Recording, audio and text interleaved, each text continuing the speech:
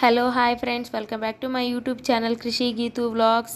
నేను ఇవాళ మా పిల్లల కోసం జావ పౌడర్ అంతా ప్రిపేర్ చేస్తున్నానండి. అది ఎలాగో మీరు కూడా చూసేయండి. నేను ఈ కప్పుతో 1.5 కప్ రాగులు తీసుకున్నానండి.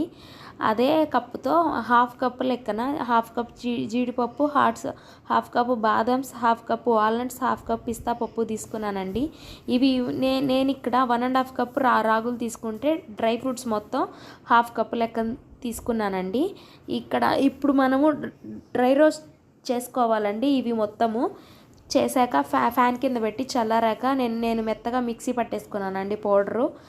నేను ఇది మా పిల్లలకి మార్నింగ్ టిఫిన్ టైంలో పెడతానండి. బెల్లం వేసి చేస్తే పిల్లలు చాలా ఇష్టంగా తింటారండి. అంతేకాకుండా వాళ్ళు హెల్దీగా కూడా ఉంటారు. నేను ఎక్కువగా ఈ జావనే వాళ్ళకి ప్రిఫర్ చేస్తానండి.